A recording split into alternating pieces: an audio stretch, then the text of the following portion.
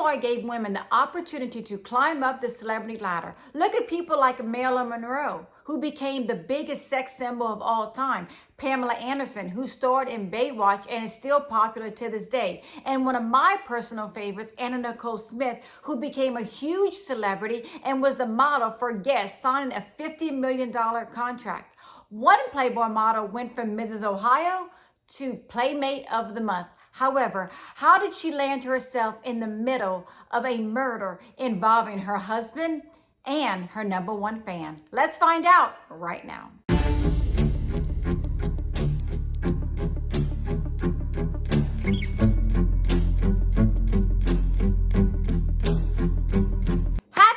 Wednesday, my Cajun cuties. Yes, it's me, Anne Marie, aka the Cajun Crime Queen from Carriacou, Louisiana. Cajun born, Cajun bred, and when I die, I'll be Cajun dead.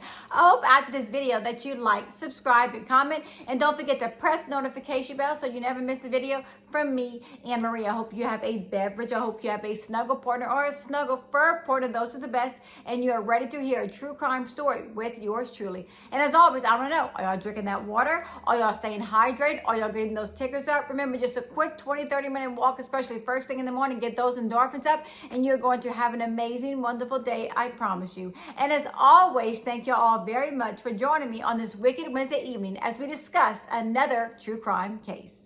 Stacey Lee Darling was born on June 4th, 1968 in Naperville, Illinois. She was beautiful, sweet, and very quiet.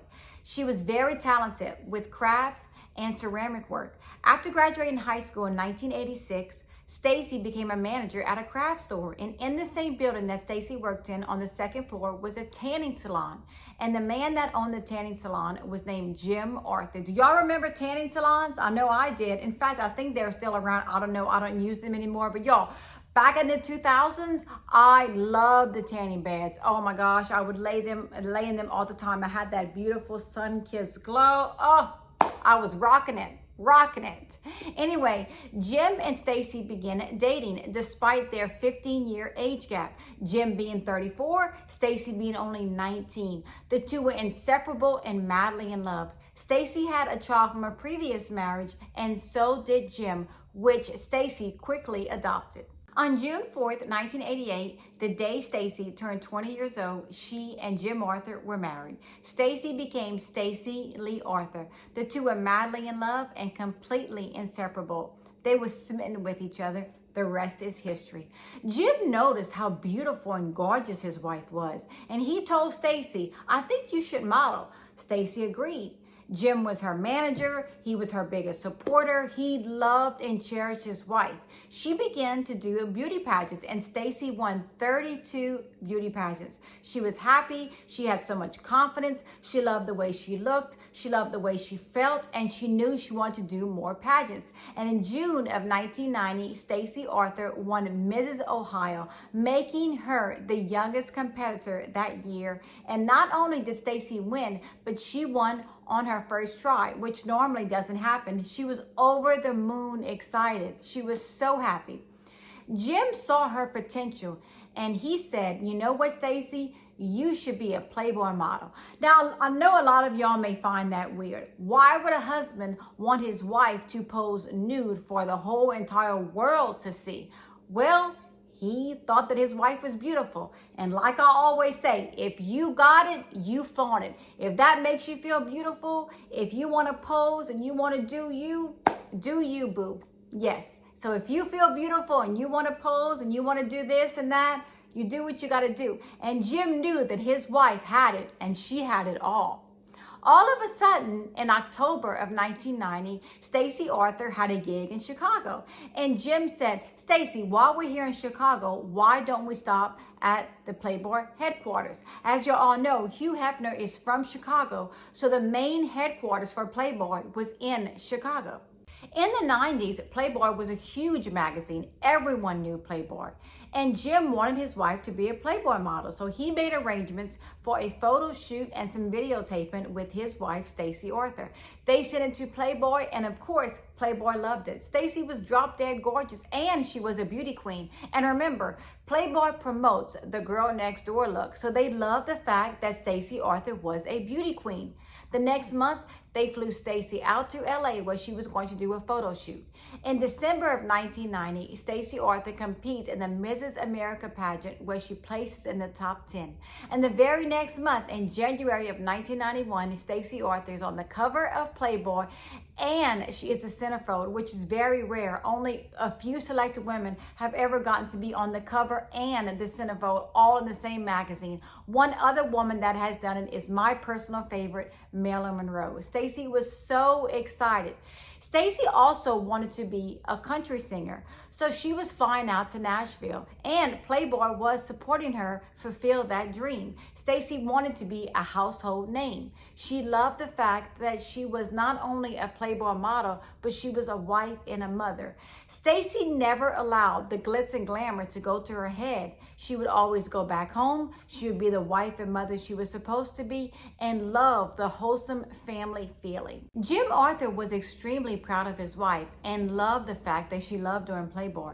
He was always concerned about Stacey and very protective of Stacey. He wanted Stacey to succeed and become 1991 Playmate of the Year.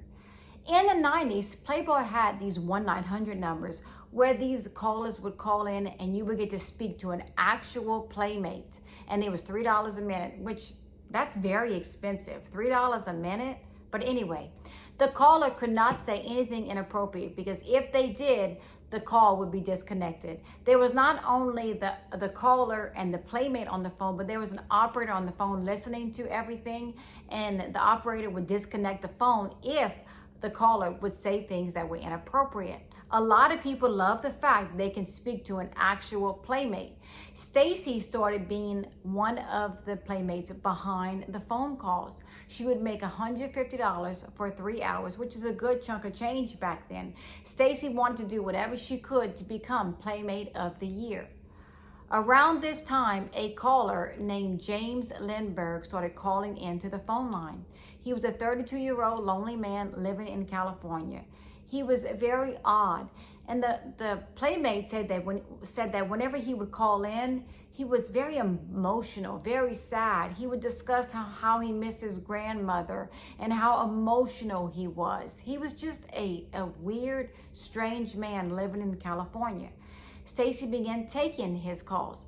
He was so weird that one playmate said that he read her Playboy interview and he had read that she was throwing water balloons at tourists in Las Vegas and she was having fun and she was doing this and she was doing that. And he was like, how can you do that? Don't you think you should feel bad for throwing water balloons at tourists? And she's like, oh my God, yes, I'm sorry. I didn't mean to do that. Oh gosh, please forgive me. He just had no sense of humor. But he began to be extremely obsessed with Stacey around March of 1991. James Lindbergh was constantly calling for Stacey. He wanted to speak to her all the time. He spent up to $15,000 calling Stacey. He was crazy about Stacey. And he really wasn't making that much money at the time. He was a truck driver. He and Stacey would talk for very long periods of time. Playboy even had to put a time limit on the calls because he was calling so much. He found out Stacey's favorite color was pink and sent her 70 pink balloons. The two knew very intimate details about each other. And in September of 1991, Stacey didn't hear from James Lindbergh. She became extremely worried about James. Why didn't he call? What was going on? Was he okay? She found James's personal phone number and called him and said, hey, are you okay? I haven't heard from you today. She clearly cares about James. He says, yes, I'm okay. Stacey gives James Lindbergh her personal phone number, which now he has direct access to Stacey. Stacey kept telling everybody, y'all, he's harmless. Don't worry about it. Don't worry about it. James Lindbergh is harmless. And all of a sudden, he knew that Stacey and Jim were coming to California in September of 1991, and he wanted to meet up with Stacey, which in my opinion is extremely dangerous. Yes, they may have talked on the phone. They may have gotten to know each other, but you do not really know a person, and James is clearly obsessed with Stacey. Stacey agrees to meet with James Lindbergh. However, once she arrives in LA, her schedule is too full, it's too hectic. She cannot meet up with James Lindbergh. And of course, James is extremely devastated that he cannot meet up with Stacey because all he wants to do is see Stacey Arthur. James Lindbergh is completely 100% in love with Stacey Arthur. Stacey Arthur starts to realize that this friendship is extremely unhealthy, and she tells James that she thinks they need to take a break for a while. James is completely devastated. However, Stacey is very kind, very sweet, and very compassionate. She doesn't want to break James's heart, but she knows she has to stop taking his calls. And I know the feeling. I am a 100% people pleaser. If there's a definition for Anne Marie, it's people pleaser. I never want to hurt people's feelings. I will always embrace people, hold them, hug them. I will always make sure to be kind to people, and I always try to see the good in people like Stacey did.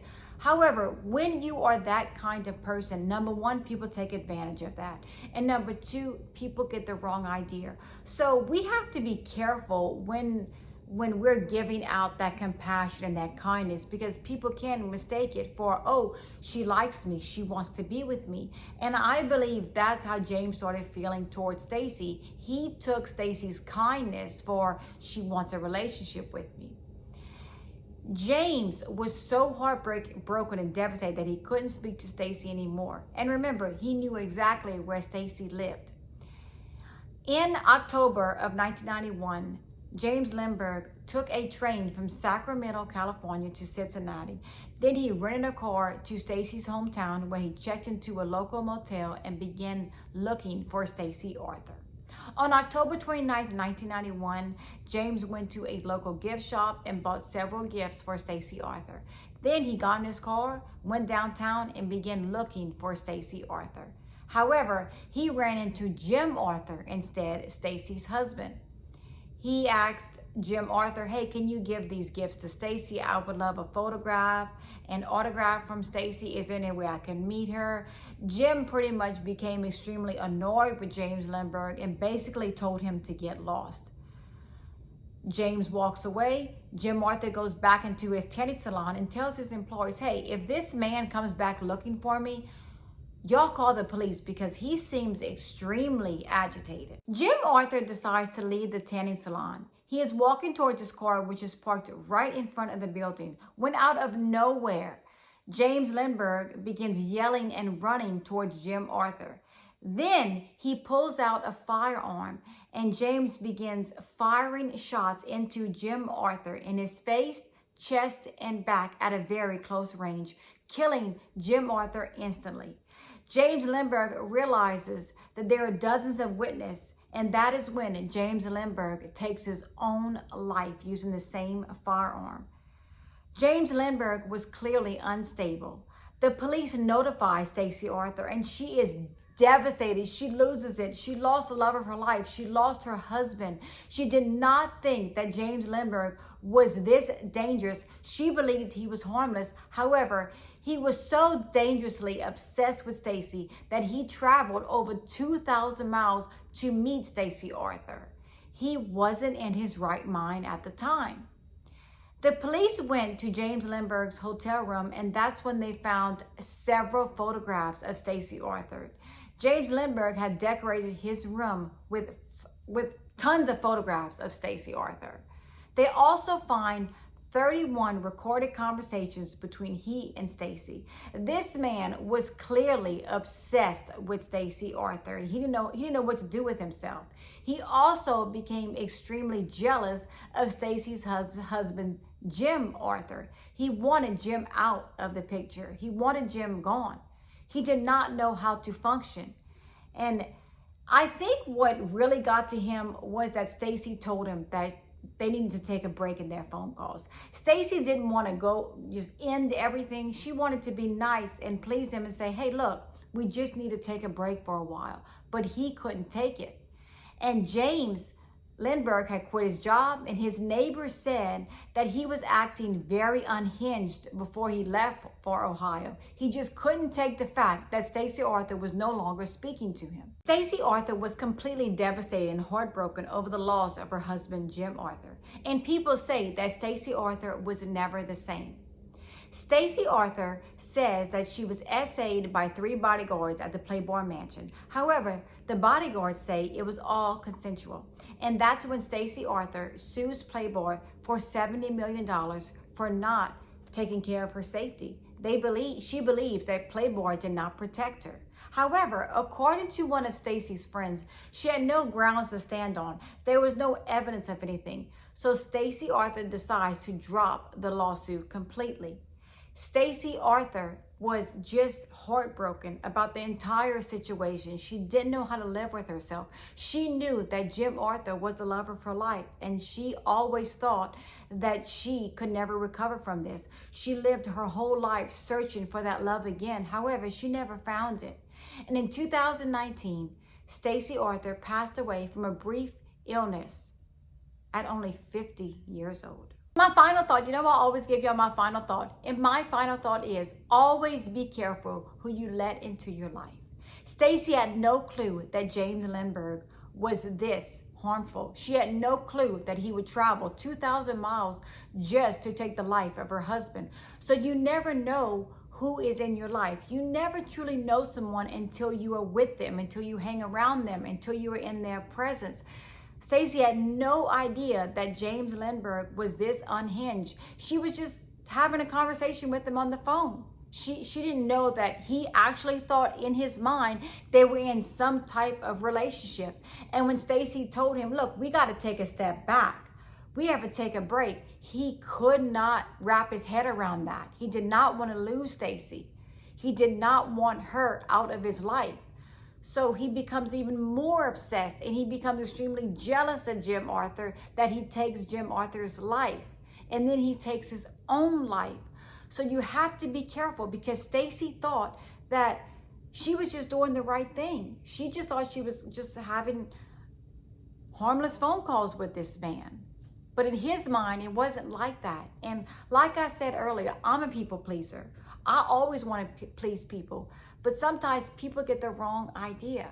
People do. People get the wrong idea, and they think, oh, well, she's in love with me, or she wants to be with me, when in reality, it's not like that. James Lindbergh did not only take Jim Arthur's life, but he took Stacey's life, because Stacey was never the same again. And he took a father away from his kids, which is very heartbreaking. Very, very, very heartbreaking. And I want all of y'all to remember that. And as always be aware of your surroundings, and always know that I'm here for each and every one of you. I hope after this video that you like, subscribe, and comment. And don't forget to press notification bell so you never miss a video from me, Anne Marie. And as always, thank you all for the love and support. And for you, I am truly grateful. I will see y'all all next week with more Cajun Crime videos. And as always, I love each and every one of y'all. I hope y'all have a good night, and I will see y'all soon. Bye.